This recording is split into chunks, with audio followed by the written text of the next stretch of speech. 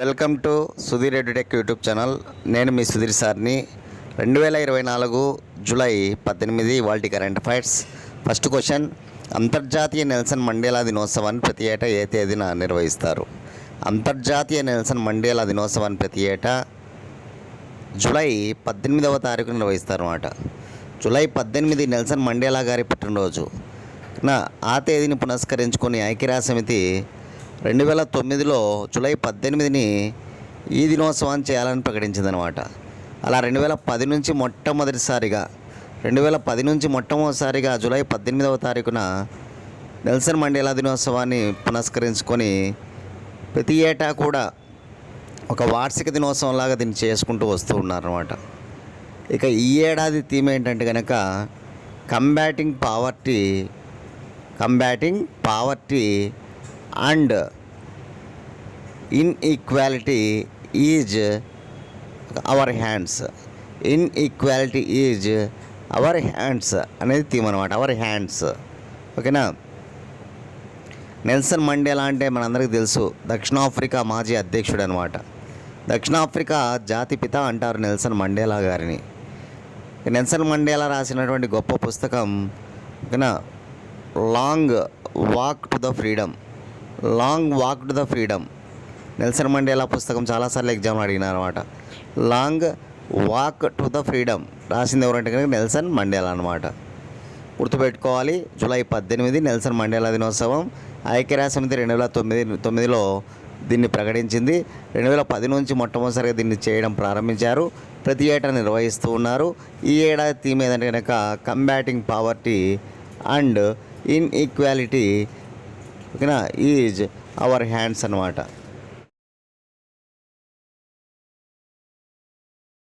Question, హైలెన్ are అణు రియాక్టర్ను ఏ దేశ శాస్త్రవేత్తలు ఆవిష్కరించారు? హైలెన్ ఆర్ అణు రియాక్టర్ను ఏ దేశ శాస్త్రవేత్తలు ఆవిష్కరించారంటే కనుక భారతదేశం. చాలా ఇంపార్టెంట్ అన్నమాట సైన్స్ అండ్ టెక్నాలజీలో. HYLENR అనమాట. అనగా హైడ్రోజన్ లో ఎనర్జీ న్యూక్లియర్ రియాక్టర్ అనమాట. HY అంటే హైడ్రోజన్, LE అంటే లో ఎనర్జీ, NR అంటే న్యూక్లియర్ రియాక్టర్ అనమాట. హైడ్రోజన్ లో ఎనర్జీ న్యూక్లియర్ రియాక్టర్ ప్రపంచంలోని మొట్టమొదటి కోల్డ్ ఫ్యూజన్ ఆధారిత న్యూక్లియర్ రియాక్టర్ అనమాట. ప్రపంచంలోనే మొట్టమొదటి కోల్డ్ ఫ్యూజన్ న్యూక్లియర్ రియాక్టర్ అంట ఈ రియాక్టర్. హైదరాబాద్ టీ హబ్ ఉంది కదా మనకి, తెలంగాణ హబ్బు. ఈ హైదరాబాద్ తెలంగాణ హబ్బులో జరిగినటువంటి కార్యక్రమంలో భాగంగా శాస్త్రవేత్తలు దీన్ని ఆవిష్కరించడం జరిగిందనమాట. ఓకేనా. దీనికి పేటెంట్ హక్కు కూడా పొందడం జరిగిందనమాట. ఈ హైలెనార్ అణు రియాక్టర్కు పేటెంట్ హక్కు కూడా వచ్చిందనమాట. ఇందులో ఉత్పత్తి అయ్యేటువంటి విద్యుత్తును గృహ అవసరాలకే కాకుండా వంట అవసరాలకే కాకుండా ఓకేనా అంతరిక్ష అవసరాలకు కూడా ఉపయోగిస్తారనమాట. ఇతర అవసరాలు కూడా ఓకేనా. వంట అవసరాలు, అంతరిక్ష అవసరాలే కాకుండా అనేక ఇతర అవసరాలకు కూడా ఈ విద్యుత్తును ఉపయోగించుకోవచ్చు అన్నమాట. ఇకపోతే చాలా ముఖ్యంగా ఇందులో వాడినటువంటివి ఏంటి అంటే కనుక హైడ్రోజను, పెల్లాడియం, నికెల్ లాంటివి వాడడం. మామూలు అణు రియాక్టర్ అంటే మన అందరికీ తెలుసు యురేనియం. ఇంధనంగా ఏం వాడతారంటే యురేనియం వాడతారనమాట. కానీ ఇక్కడ ఏంటంటే కనుక హైడ్రోజన్, పెల్లాడియం ఓకేనా ఇట్లాంటివి వాడినట్టుగా చెప్పడం జరిగిందనమాట. ఎందుకంటే మనకి అణు రియాక్టర్స్ వల్ల పర్యావరణం బాగా దెబ్బతింటుందన్నమాట. ఆ పర్యావరణ దెబ్బతినకుండా ఇక్కడ విద్యుత్తును తయారు చేసుకోవడం అనేటువంటిది మనం చూస్తాం. కాబట్టి కోల్డ్ ఫ్యూజన్ అనమాట. ప్రపంచంలోనే మొట్టమొదటి కోల్డ్ ఫ్యూజన్ అణు రియాక్టర్గా దీన్నే మనం చెప్పచ్చు. చాలా ఇంపార్టెంట్. దీనికి ఏమని పేరు పెట్టారంటే కనుక హైలెనర్ అని పేరు పెట్టారు. హైడ్రోజన్ లో ఎనర్జీ న్యూక్లియర్ రియాక్టర్ అనే విషయాన్ని గుర్తుపెట్టుకోవాలి. కానీ హైదరాబాద్లో ఉన్నటువంటి ఒక స్టార్టప్ కంపెనీ దీన్ని తయారు చేయడం జరిగిందనమాట, ఈ అణు రియాక్టర్స్ను. థర్డ్ క్వశ్చన్, యూరోపియన్ పార్లమెంట్ అధ్యక్షురాలిగా తిరిగి ఎవరు ఎన్నికయ్యారు? చాలా ఇంపార్టెంట్. యూరోపియన్ యూనియన్ పార్లమెంట్ అధ్యక్షురాలిగా తిరిగి ఎవరు ఎన్నికయ్యారంటే కనుక రాబర్ట్ మెట్సోలా. ఇక్కడ ఇమేజ్లో చూడొచ్చు మనం రాబర్ట్ మెట్సోలాను. ఆమె మరి తిరిగి రెండవసారికి ఎన్నికైందనమాట. ఆమె తిరిగి రెండవసారి ఎన్నికైందనమాట. దేనికి? యూరోపియన్ పార్లమెంటుకు. చూడండి, యూరోపియన్ యూనియన్లో ఒక 7 సంస్థలు ఉంటాయన్నమాట. యూరోపియన్ యూనియన్లో ఉన్నటువంటి 7 సంస్థల్లో ఒకటి ఈ యూరోపియన్ పార్లమెంట్ అనమాట. ఓకే, దీనికి ఎవరు ఎన్నికయ్యారంటే కనుక రాబర్ట్ మెట్సోలా తిరిగి రెండవసారి ఎన్నిక కావడం జరిగింది, గుర్తుపెట్టుకోవాలి. ఓకేనా. నా నుంచి మీకు క్వశ్చన్ ఏంటంటే కనుక ఇటీవల నేపాల్ దేశంలో జరిగినటువంటి ప్రధానమంత్రి ఎన్నికల్లో ఎవరు ప్రధానమంత్రిగా ఎన్నిక కావడం జరిగింది? నేపాల్ ప్రస్తుత ప్రధానమంత్రి ఎవరు? కామెంట్ బాక్స్లో మీ సమాధానాన్ని తెలియజేయండి అందరూ కూడా. ఓకేనా. 4th క్వశ్చన్, చాందీపురా వైరస్తో ఏ రాష్ట్రంలో తొలి మరణం సంభవించింది? చాందీపురా వైరస్తో మొట్టమొదటి మరణం గుజరాత్ రాష్ట్రంలో సంభవించిందంట. దీన్ని ఎవరు ధృవీకరించారంటే కనుక పూణేకు చెందినటువంటి నేషనల్ ఇన్స్టిట్యూట్ ఆఫ్ వైరాలజీ. ఒక నేషనల్ ఇన్స్టిట్యూట్ ఆఫ్ వైరాలజీ ఎక్కడ ఉందని అడుగుతూ ఉంటారు. పూణే, గుర్తుపెట్టుకోవాలి. కానీ నేషనల్ ఇన్స్టిట్యూట్ ఆఫ్ వైరాలజీ వారు ధృవీకరించడం జరిగిందనమాట. కానీ 4 ఏళ్ల బాలిక, గుజరాత్కు చెందిన 4 ఏళ్ల బాలిక ఈ వైరస్తో మరణించినట్టుగా ధృవీకరించడం జరిగిందనమాట. ఇది మొట్టమొదటి మరణం అనమాట ఈ వైరస్తో. కానీ ఇది ర్యాబ్డో కుటుంబానికి చెందినటువంటి వైరస్ అనమాట. ర్యాబ్డో కుటుంబానికి చెందినటువంటి వైరస్ అనేటువంటి విషయాన్ని మనం గుర్తుపెట్టుకోవాలి. అసలు వైరస్ వల్ల వచ్చే వ్యాధులు మనం కొన్ని గుర్తుపెట్టుకోవాలి సైంటిఫిక్గా, సైన్స్లో. జలుబు వైరస్, ఓకేనా, రీనో వైరస్, ఆటలమ్మ చికెన్ పాక్స్ అంటాం, ఆటలమ్మ వ్యారిసెల్లా వైరస్, మసూచి స్మాల్ పాక్స్, వ్యారియోలా వైరస్, తట్టు మీజిల్స్ అంటాం, తట్టు measles, paramyxo virus, bird flu H5N1 virus, swine flu H1N1 virus, chikungunya ఓకేనా alpha virus, dengue flavi virus, chikungunya alpha virus, dengue flavi virus, ఓకేనా, rabies rhabdo virus, rhabdo virus, ఓకేనా. అదేవిధంగా చాలా ముఖ్యంగా polio entero virus అనమాట. Cancer, ఓకేనా, cancer వచ్చేసి onco virus, AIDS HIV virus, AIDS వచ్చేసి HIV వైరస్ అనమాట. ఇటీవల నిఫా చూసాం, నిఫా వైరస్ అనమాట, నిఫా వైరస్. ఇట్లా మనకి చాలా కొన్ని ముఖ్యమైనటువంటి వ్యాధులు వైరస్ వల్ల వస్తాయన్నమాట.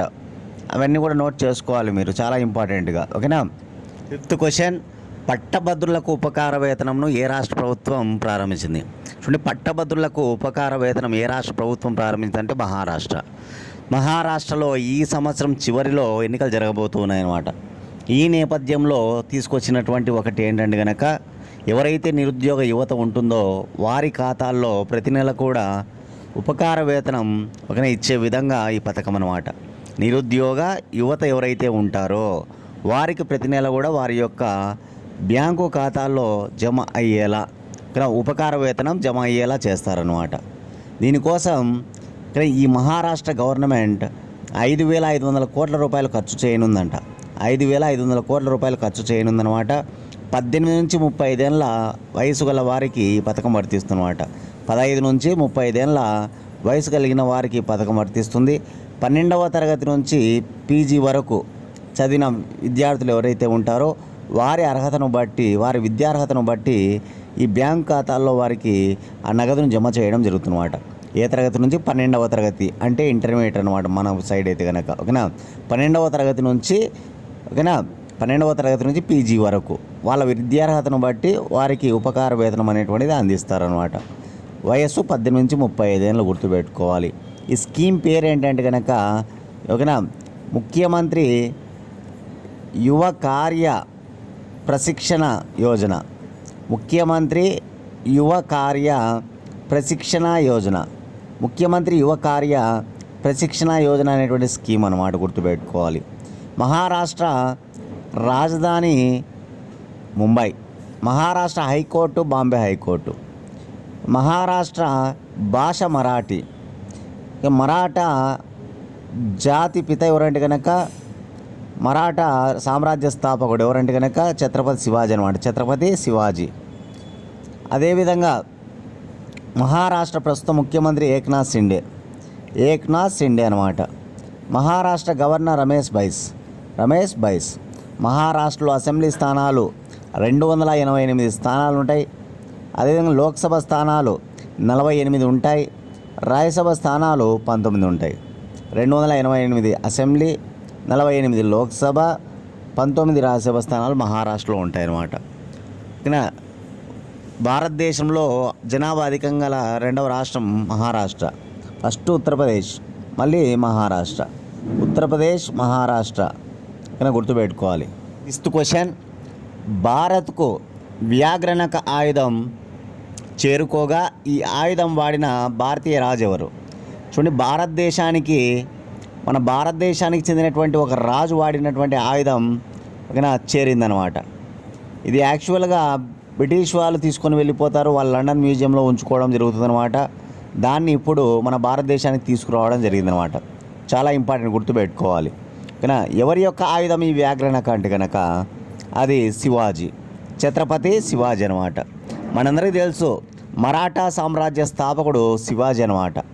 ఈ శివాజీ 19 సంవత్సరాల వయసులోనే బీజాపూర్ రాజ్యంలోని అనేక కోటలను ఆక్రమించుకుంటూ పోతాడనమాట. బీజాపూర్ రాజ్యంలోని మొట్టమొదటి కోట ఆక్రమించిన కోట తోరణ కోట. ఆ తోరణ కోట తర్వాత సింహగఢ్, రాయగఢ్, ప్రతాప్గఢ్, ఇట్లా అనేక కోటలను, ఒక 32 కోటలను ఆక్రమిస్తాడనమాట శివాజీ. అది ఎవరికి ఆగ్రహం తెప్పిస్తుందంటే కనుక బీజాపూర్ సుల్తాన్ మహమ్మద్ ఆదిల్ షాకి ఆగ్రహం తెప్పిస్తుందన్నమాట.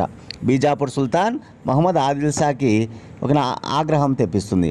ఈ క్రమంలో బీజాపూర్ సుల్తాన్ తరపున శివాజీపైకి దండెత్తింది ఎవరంటే కనుక అఫ్జల్ ఖాన్ అనమాట. సేనాధిపతి ఎవరు? అఫ్జల్ ఖాన్ అనమాట. ఈ అఫ్జల్ ఖాన్ శివాజీతో చాలా తెలివిగా సంధి చేసుకోవడానికి పిలిపించి ఆయన్ను చంపాలని చూస్తాడనమాట. అది తెలిసినటువంటి శివాజీ సంధి చేసుకోవడానికి రెడీ అయిపోయి సిద్ధమైపోయి ఆయన ఈ పులిగోర్లతో కూడినటువంటి ఒక ఆయుధం అనమాట, అదే వ్యాఘ్రనక. పులిగోర్లతో కూడినటువంటి ఒక ఆయుధం అనమాట వ్యాఘ్రనక. ఈ ఆయుధాన్ని పులిగోర్ల ఆయుధం అంటారు అనమాట దీన్ని. ఈ ఆయుధాన్ని తన చేతికి ధరించి తన దగ్గర ఉంచుకొని ఆ సంధి చేసుకోవడంలో భాగంగా వాళ్ళిద్దరు కౌగిలించుకునేటప్పుడు అది అఫ్జల్ ఖాన్ యొక్క పొట్టలో వేసి చీల్చి ఆయన యొక్క పేగులను బయటికి తీసి మెల్లో కూడా వేసుకొని ఆయన వెళ్తాడని చెప్పి మనకు చరిత్ర చెబుతుందన్నమాట. ఇది మనకు చరిత్ర చాలా ఇంపార్టెంట్, గుర్తుపెట్టుకోవాలి. అఫ్జల్ ఖాన్ అనగానే శివాజీపైకి దండెత్తినటువంటి సేనాధిపతి అనమాట. అదేవిధంగా ఔరంగజేబు కూడా తర్వాత రోజుల్లో ఔరంగజేబు సేనాధిపతి రాజా జైసింగ్ కావచ్చు, సైస్తా ఖాన్ లాంటి వాళ్ళు దండెత్తారు. రాజా జైసింగ్ శివాజీని ఓడించడం జరుగుతుందన్నమాట. రాజా జైసింగ్ అనమాట ఔరంగజేబు సేనాధిపతి ఆయన. మన ఛానల్ నుంచి 1 year కరెంట్ అఫైర్స్ రెడీగా ఉన్నాయి. కావాలనుకున్న వాళ్ళు 8186006848 అనే నెంబర్కి 100 రూపీస్ ఫోన్పే చేసి అదే నెంబర్కి స్క్రీన్ షాట్ పెడితే 24 గంటల లోపల పీడిఎఫ్ ఫైల్ పంపించబడుతుంది అనమాట. 1 year కరెంట్ అఫైర్స్ 100 రూపాయలకి అందిస్తున్నాం. ఆంధ్రప్రదేశ్, తెలంగాణ రాష్ట్ర కాంపిటీటర్స్కి, అదేవిధంగా సెంట్రల్ గవర్నమెంట్కి ఎవరైనా ప్రిపేర్ అయ్యే వాళ్ళు కూడా ఇవి బాగా ఉపయోగపడతాయి, యూజ్ చేసుకోండి. అదేవిధంగా ఇక్కడ ఆంధ్రప్రదేశ్ సంబంధించి డిఎస్సికి ఎవరైతే ప్రిపేర్ అవుతున్నారో టెట్ కానీ డిఎస్సి కానీ దానికి సంబంధించిన పుస్తకాలు కావాలనుకున్న వాళ్ళు మాకు కాల్ చేయండి 8186006848. కానీ ఆ పుస్తకాలు మీరు తీసుకోవచ్చు అనమాట. కానీ ఆ పుస్తకాలు కావాలనుకున్న వాళ్ళు, మెటీరియల్ కావాలనుకున్న వాళ్ళు కాల్ చేయండి. 7th క్వశ్చన్ చూద్దాం. భారత వృద్ధి రేటును 2024-2025కు ఏడాదికి గాను ఎంతగా అంచనా వేసింది? చూడండి, ఎవరు అనేది ఇక్కడ ఇవ్వలేదు, దయచేసి మిస్ అయింది. దయచేసి ఎవరంటే ఏడీబీ వాళ్ళు, ఏషియన్ డెవలప్మెంట్ బ్యాంక్, ఆసియా అభివృద్ధి బ్యాంకు మన భారత వృద్ధి రేటును ఈ ఏడాదికి సంబంధించి ఎంతగా అంచనా వేసిందంటే కనుక 7గా అంచనా వేసిందనమాట. 7గా అంచనా వేసింది, గుర్తుపెట్టుకోవాలి. ఆల్రెడీ ఇది వరకు అంచనా ఇచ్చిందనమాట 7 అంచనా అని. దాన్ని యథావిధిగా కొనసాగిస్తూ ఇక్కడ మళ్ళీ తిరిగి ఆ విషయాన్ని తెలపడం జరిగిందనమాట. కాబట్టి చాలా ఇంపార్టెంట్ అనమాట ఈ బ్యాంకు, ఆసియా అభివృద్ధి బ్యాంకు. కానీ ఏడీబీ మన భారత వృద్ధి రేటును ఈ ఏడాదికి సంబంధించి 2024-2025 ఈ ఏడాదికి సంబంధించి మన వృద్ధి రేటు ఎంతగా అంచనా వేస్తూ ఉందంటే కనుక 7. గుర్తుపెట్టుకోవాలి, 7 ఎంత? 7 అనమాట. ఓకేనా. ఏడీబీ అనగా ఏషియన్ డెవలప్మెంట్ బ్యాంక్, తెలుగులో ఆసియా అభివృద్ధి బ్యాంకు అంటాం. ఆసియా అభివృద్ధి బ్యాంక్ అన్నా ఏడీబీ, ఏషియన్ డెవలప్మెంట్ బ్యాంక్ అన్నా ఒకటే. ఏడీబీ ఏర్పడిన సంవత్సరం 1966. ఏడీబీ ప్రధాన కార్యాలయం ఫిలిప్పీన్స్లోని మనీలా ఫిలిప్పీన్స్ అనమాట. Manila Philippines. ఈ ఏడీబీ ప్రస్తుత డైరెక్టర్ జనరల్ ఎవరంటే కనుక ఏడీబీ డైరెక్టర్ జనరల్ మససుగు అసకావా అనమాట. మససుగు అసకావా. 8th క్వశ్చన్, తెలంగాణ మహిళా కమిషన్ చైర్మన్గా ఎవరు నియమితులయ్యారు? తెలంగాణ మహిళా కమిషన్ చైర్మన్గా నియమితులైన వారు నేరెళ్ళ శారద. మనం చూడొచ్చు ఇమేజ్లో నేరెళ్ళ శారద గారి నియామకం కూడా ఆయన సంతకం చేయడం జరుగుతుంది. తెలంగాణ మహిళా కమిషన్ చైర్మన్గా ఆమెకి ఉత్తర్వులు జారీ చేశారన్నమాట. ఈ క్రమంలో భాగంగా ఆమె సంతకం చేయడం జరుగుతుంది, చూస్తూ ఉన్నాం మనం ఆ ఇమేజ్లో. కాబట్టి తెలంగాణ మహిళా కమిషన్ చైర్మన్ ఎవరు? నూతన చైర్మన్ ఎవరంటే కనుక నేరెళ్ళ శారద. సో మనకు ఉమెన్ కమిషన్ అడుగుతూ ఉంటారు ఎగ్జామ్లో, పాలిటీలో ఉమెన్ కమిషన్ ఉంటుంది. జాతీయ మహిళా కమిషన్ అనమాట, నేషనల్ ఉమెన్ కమిషన్. ఈ జాతీయ మహిళా కమిషన్ 1990 చట్టాన్ని అనుసరించి 1992లో ఏర్పడింది అనమాట. జాతీయ మహిళా కమిషన్ ఏర్పడిన సంవత్సరం 1992 జనవరి 31. 1992 జనవరి 31 అనమాట. జాతీయ మహిళా కమిషన్ ప్రధాన కార్యాలయం న్యూఢిల్లీలో ఉంటుంది. జాతీయ మహిళా కమిషన్ ప్రధాన కార్యాలయం న్యూఢిల్లీలో ఉంది. మొట్టమొదటి ఈ జాతీయ మహిళా కమిషన్ చైర్మన్ ఎవరంటే జయంతి పట్నాయక్ అనమాట. ప్రస్తుత జాతీయ మహిళా కమిషన్ చైర్మన్ ఎవరంటే కనుక జాతీయ మహిళా కమిషన్ చైర్మన్గా ప్రస్తుతం ఎవరున్నారంటే కనుక రేఖా శర్మ. అదేవిధంగా ఇప్పుడు తెలంగాణలో మహిళా కమిషన్ చైర్మన్గా ఎవరు నియమించబడ్డారు అంటే కనుక నేరెళ్ళ శారద అనమాట. ఓకేనా. కేంద్ర మహిళా శాఖ మంత్రి వేరు, కమిషన్ చైర్మన్ వేరు. మళ్ళీ ఇటీవల కేంద్ర మహిళా శాఖ మంత్రి కూడా మారింది. స్త్రీ మరియు శిశు సంక్షేమం అంటాం. స్త్రీ మరియు శిశు సంక్షేమ మంత్రి అనమాట. అన్నపూర్ణాదేవి ఉన్నారు కేంద్రంలో. ఓకేనా, అన్నపూర్ణాదేవి ఉందన్నమాట, గుర్తుపెట్టుకోవాలి. తెలంగాణ స్త్రీ మరియు శిశు సంక్షేమ శాఖ మంత్రి ఎవరంటే సీతక్క. తెలంగాణలో స్త్రీ మరియు శిశు సంక్షేమ శాఖ మంత్రి ఎవరంటే సీతక్క అనమాట. కేంద్రంలో అయితే అన్నపూర్ణాదేవి, తెలంగాణలో అయితే కనుక సీతక్క. నా నుంచి మీకు ఒక క్వశ్చన్ ఏంటంటే కనుక ఆంధ్రప్రదేశ్లో ఇటీవల మంత్రివర్గం ఏర్పడింది. అందులో మహిళా మరియు శిశు సంక్షేమ మంత్రిగా ఎవరిని నియమించారు? మహిళా మరియు శిశు సంక్షేమ మంత్రి ఆన్సర్ చేయండి. ఆంధ్రప్రదేశ్ రాష్ట్ర మహిళా మరియు శిశు సంక్షేమ మంత్రి ఎవరు? కామెంట్ బాక్స్లో మీ సమాధానం తెలియజేయండి అందరూ. 9th క్వశ్చన్, నన్హే పరిస్తే అనే కార్యక్రమం ద్వారా 84,119 మంది బాలలను ఎవరు రక్షించారు? నన్హే పరిస్తే అనే కార్యక్రమం ద్వారా 84,119 మంది బాలలను ఎవరు రక్షించారంటే కనుక ఆర్పిఎఫ్, రైల్వే ప్రొటెక్షన్ ఫోర్స్ అనమాట. రైల్వే ప్రొటెక్షన్ ఫోర్స్ అత్యంత అద్భుతమైనటువంటి ఒక ఆపరేషన్ చేస్తూ ఉంది, మనందరికీ తెలుసు. ఆ ఆపరేషన్ ఏదంటే కనుక నన్హే పరిస్తే. ఏంటి నన్హే పరిస్తే ఉద్దేశం అంటే కనుక ఈ రైల్వే స్టేషన్లలో కావచ్చు, ఓకేనా, మొత్తం రైల్వే పరంగా ఉన్నటువంటి వ్యవస్థలో ఈ చిన్నపిల్లలను రక్షించడానికి అనమాట. మానవ అక్రమ రవాణాను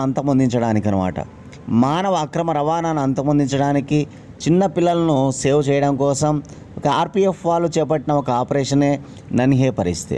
కాబట్టి ఇప్పుడు నన్హే పరిస్తే అనే కార్యక్రమం ద్వారా ఏకంగా 84,119 మంది బాలలను రక్షించారంట. చూడండి ఎంత గొప్ప ప్రోగ్రాము ఇది. కాబట్టి గుర్తుపెట్టుకోవాలి, నన్హే పరిస్తే కార్యక్రమాన్ని ఎవరు చేస్తూ ఉన్నారు ఈ ఆపరేషన్ అంటే కనుక రైల్వే ప్రొటెక్షన్ ఫోర్స్, ఆర్పిఎఫ్ అంటాం. ఓకేనా, చాలా చాలా ఇంపార్టెంట్, గుర్తుపెట్టుకో. నన్హే పరిస్తే డైరెక్ట్ బిట్ అడుగుతారు అనమాట. ఇక్కడ కరెంట్ అఫైర్స్ వచ్చిందనేది కాదు, కానీ నన్హే పరిస్తే అనేటువంటిది ఇప్పుడు మనకు తెలిసి వచ్చిందనమాట. ఏంటి నన్హే పరిస్తే అని, కాబట్టి దీనిపైన అడగచ్చు అనమాట. నన్హే పరిస్తే అంటే ఆర్పిఎఫ్ వాళ్ళు చేస్తున్నారు, బాలను రక్షించేటువంటి కార్యక్రమం అనమాట. ఓకేనా. చాలా ముఖ్యంగా మీకు తెలిపే అంశం ఏంటంటే కనుక తెలంగాణ గవర్నమెంట్ కావచ్చు, ఆంధ్రప్రదేశ్ గవర్నమెంట్ కావచ్చు, రెండు కూడా ఇయర్ క్యాలెండర్లు ఇవ్వడానికి సిద్ధమైపోయాయి అన్నమాట. ఆల్రెడీ తెలంగాణ గవర్నమెంట్ అయితే కనుక ప్రతి ఏటా కూడా ఒక 50,000 ఉద్యోగాలు కంపల్సరీగా ఇచ్చే విధంగా ప్లాన్ చేస్తూ ఉందన్నమాట. ఇక మార్చి 31 నాటికి మొత్తం ఆ ఖాళీలు ఏ శాఖలో ఎన్ని ఖాళీలు ఉన్నాయో అందరికి కూడా తెలుపుతారనమాట. జూన్ 2 నాటికి నోటిఫికేషన్ ఇచ్చి డిసెంబర్ ఎండింగ్ లోపల ఎగ్జామ్స్ అన్నీ కూడా జరిపి ఒక నియామక ఉత్తర్వులు ఇవ్వడానికి సిద్ధమైందనమాట. ఆ విషయాన్ని తెలంగాణ సర్కార్ మనకు తెలిపింది. కానీ ఆల్రెడీ ప్రజెంట్ 30,000 పోస్టులు ఒక 90 రోజుల్లో ఇవ్వబోతూ ఉన్నట్టుగా తెలపడం జరిగింది అనమాట. 30,000 పోస్టులను 90 రోజుల్లో ఇవ్వనున్నట్లు తెలిపారనమాట.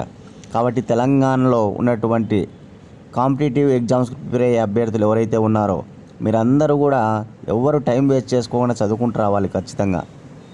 ఓకేనా? ఏదో ఆ రోజు 90 రోజులు చెప్పారుగా 90 రోజుల తర్వాత చదువుకుందామంటే వేస్ట్. ఇప్పుడే ఈ సెకనే మీరు చదవడానికి సిద్ధం కావాలి. అటువంటి వారికే జాబులు వస్తాయి. కానీ ఓకేనా, రేపు రేపు రేపు రేపు రేపు అనుకుంటూ అంత టైం అంతా వేస్ట్ చేసుకునే వాళ్ళకి ఎట్టి పరిస్థితుల్లో జాబులు రావు. కరాఖండిగా చెప్తున్నాను అనమాట. కాబట్టి ఈ సెకనే మన ప్రణాళిక సిద్ధం కావాలి. దాని ప్రకారం నీట్గా చదువుకుంటూ పోవాలి. అవి కానిస్టేబుల్ పోస్ట్ రావచ్చు, ఇందులో ఎస్ఐ పోస్ట్ రావచ్చు, జూనియర్ లెక్చర్స్ రావచ్చు, డిగ్రీ లెక్చర్స్ రావచ్చు, గ్రూప్ 1, గ్రూప్ 2, గ్రూప్ 3 పోస్టులు రావచ్చు. మళ్ళీ డిఎస్సి నోటిఫికేషన్ ఇస్తామని చెప్పారు కాబట్టి డిఎస్సి వస్తుంది. కాబట్టి ఎవరు ఏ దానికి ప్రిపేర్ అవుతున్నారో మీరందరూ కూడా వాటికి సంబంధించిన సిలబస్ను దగ్గర పెట్టుకొని బాగా చదవాలి. కాబట్టి గుర్తుపెట్టుకోవాలి.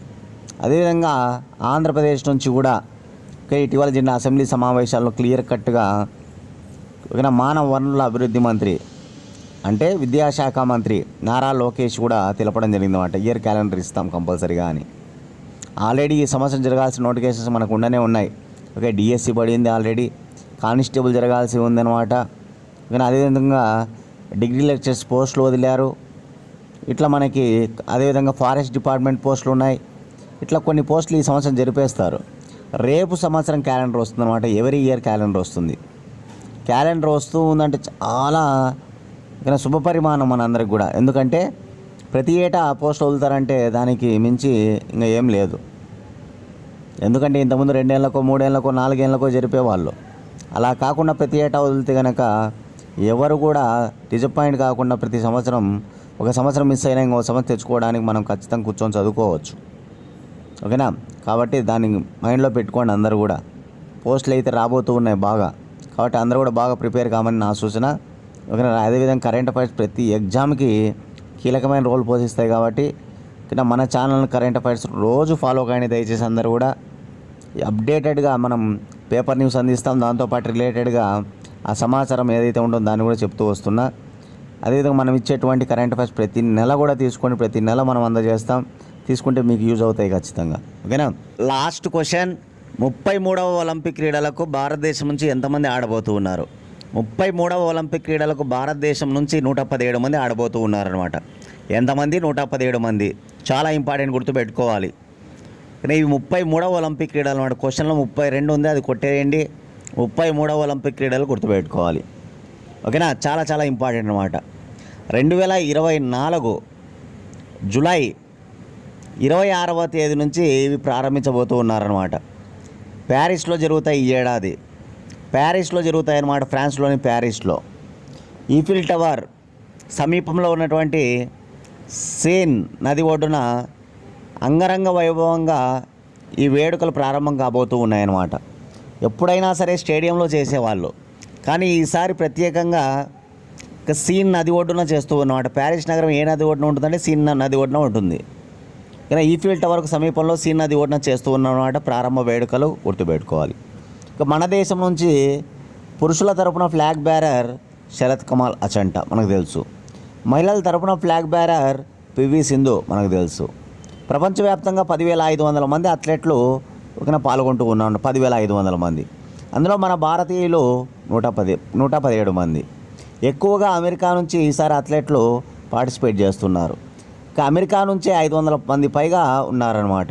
10,500 మందిలో 592 మంది అమెరికా నుంచే ఆడబోతూ ఉన్నారనమాట. గుర్తుపెట్టుకోవాలి ఈ విషయాలు. ఇక మస్కట్ వచ్చేసి ఫ్రిజెస్ అనమాట. ఈ ఏడాది ఒలింపిక్ క్రీడల మస్కట్ ఫ్రిజెస్ అనేది ఒక క్యాప్ అనమాట, ఒక టోపీ.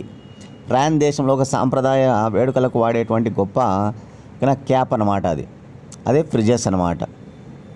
ఓకేనా? ఇవన్నీ కూడా మనం చాలా ఇంపార్టెంట్ ఒలింపిక్ క్రీడలు. మొట్టమొదటిసారిగా ఒలింపిక్ క్రీడలు గ్రీస్ రాజధాని ఎథెన్స్లో ప్రారంభించబడ్డాయి. గ్రీస్ రాజధాని ఎథెన్స్లో అనమాట. రెండవ ఒలింపిక్ క్రీడలు ఫ్రాన్స్లోని ప్యారిస్లో నిర్వహించబడ్డాయి. అదే ప్యారిస్లో ఇప్పుడు కూడా జరుగుతూ ఉన్నాయన్నమాట. 1924లో కూడా ప్యారిస్లో జరిగినాయి అనమాట. 1924లో 1900లో జరిగాయి. ఓకేనా? ఒలింపిక్ క్రీడలు ఎప్పుడు స్టార్ట్ అయినాయంటే మాత్రం 1896. రెండవ ఒలింపిక్ క్రీడలు 1900 అనమాట. 1900 ఎక్కడ అంటే కనుక ప్యారిస్లో, 1924లో కూడా ప్యారిస్లోనే, 2024లో కూడా ప్యారిస్లోనే అనమాట. ఓకేనా, ఈ విషయాలు గుర్తుపెట్టుకోండి. తెలుగువారు 8 మంది ఉన్నారనమాట. ఈ 112 మందిలో తెలుగువారు ఎంతమంది ఆడబోతూ ఉన్నారు ఈ ఒలింపిక్స్లో అంటే 8 మంది, 8 మెంబర్స్ అనమాట, 8 మెంబర్స్. ఓకేనా, ఇంకా చాలా చాలా వస్తాయి ఒలింపిక్స్ సంబంధించి. స్టార్ట్ అయిన తర్వాత మీకు ఆ మెడల్స్ ఎవరెవరు మన ఇండియా వాళ్ళు తెస్తూ ఉన్నారు, వరల్డ్లో ఎవరైనా ముఖ్యమైన వాళ్ళు ఉంటే వాళ్ళ మెడల్స్ చూసుకోవాలి, ఓకేనా, ర్యాంకులు చూసుకోవాలి. ఫైనల్గా లాస్ట్ అయిపోయిన తర్వాత 16 రోజులు జరుగుతాయి అన్నమాట. ఇవన్నీ 16 రోజులు. ఈ 16 రోజుల తర్వాత ఇవన్నీ కూడా మనం రాసుకొని నీట్గా చక్కగా చదువుకుంటే ఖచ్చితంగా ఈసారి ఒలింపిక్స్ పైన బిట్లు పడతాయి అన్నమాట. ఎగ్జామ్స్లో మనం ఎక్స్పెక్ట్ చేయలేమన్నమాట అసలు. ఓకేనా, ఖచ్చితంగా బిట్లు పడతాయి అన్నమాట. ఎందుకంటే ప్రపంచంలో అన్నిటికంటే మెయిన్ క్రీడలు ఒలింపిక్ క్రీడలు అన్నమాట. కాబట్టి గుర్తుపెట్టుకోవాలి. కాబట్టి ఇవన్నీ కూడా మనం తెలుసుకోవాలంటే మనకి కొత్త వారి గురించి చెప్తున్నా. ఎవరైనా సరే కొత్తగా ప్రిపేర్ అవుతున్న వారికి కోచింగ్ సెంటర్ అనేది కంపల్సరీ ఒకటి అవసరం అవుతుంది. కాబట్టి మీరు ఏవైనా రైల్వేస్కి ప్రిపేర్ అవుతూ ఉన్నారా, కానిస్టేబుల్ ఎస్ఐకి ప్రిపేర్ అవుతూ ఉన్నారా, అదేవిధంగా డిఎస్సికి ప్రిపేర్ అవుతున్న వాళ్ళు ఉన్నా, ఓకేనా, మనం కోచింగ్ ఇస్తూ ఉన్నాం. ఓకేనా, కోచింగ్ సెంటర్ వచ్చేసి సుమన్ ఇన్స్టిట్యూట్. డిఎస్సి పరంగా అయితే టీచర్స్ అకాడమీ అనమాట. మిగతా వాటి పరంగా అయితే సుమన్ ఇన్స్టిట్యూట్ అనమాట. ఓకేనా, ఎక్కడ ఉన్నాయి ఈ కోచింగ్ సెంటర్స్ అంటే కడప. కాబట్టి అందరూ కూడా మీకు ఎవరైనా తెలిసిన వాళ్ళు ఉన్నా, మీ తమ్ముళ్ళు ఉన్నా, మీ అన్నలు ఉన్నా, మీ చెల్లెళ్ళు ఉన్నా, మీరు ఖచ్చితంగా వాళ్ళను కొద్దిగా, ఎందుకంటే కనుక నోటిఫికేషన్ టైం కాబట్టి వాళ్ళను ఇక్కడికి పంపిస్తే మేము ఖచ్చితంగా బాగా వీటికి ఓకేనా చెప్పి కోచింగ్ ఇచ్చి అదేవిధంగా బాగా ఎగ్జామ్స్ పెట్టి వాళ్ళను ముందుకు తీసుకెళ్తాం. ఖచ్చితంగా ఎగ్జామ్స్ మంచిగా వాళ్ళు సక్సెస్ అయ్యే విధంగా చేస్తాం. కాబట్టి ఆ దృష్టిలో పెట్టుకొని ముందుగానే కోచింగ్ చేర్పించండి. నోటిఫికేషన్ వచ్చిన తర్వాత కోచింగ్ చేర్పించడం కాదు, ముందుగానే చేర్పించండి. 1 year ఖచ్చితంగా ఓకేనా మా దగ్గర కోచింగ్ సెంటర్లో ఉండే విధంగా వాళ్ళని వదిలినట్లయితే కనుక మేము ఖచ్చితంగా వాళ్ళకు మంచిగా చెప్పి వాళ్ళు మంచిగా చదివే విధంగా చేస్తాం. దాని పరంగా వాళ్ళు కూడా చదివి జాబులు తెచ్చుకుంటారు. కాబట్టి ఓకేనా, ఇది డౌట్లు ఏమైనా ఉంటే కోచింగ్ సెంటర్కి సంబంధించి 8186006848 8186006848 అనమాట. హాస్టల్ వసతి ఉంటుంది, చక్కగా వచ్చి ఇక్కడ చదువుకోవచ్చు. రేపటి క్లాస్లో మళ్ళీ కలుసుకుందాం ఫ్రెండ్స్. థ్యాంక్స్.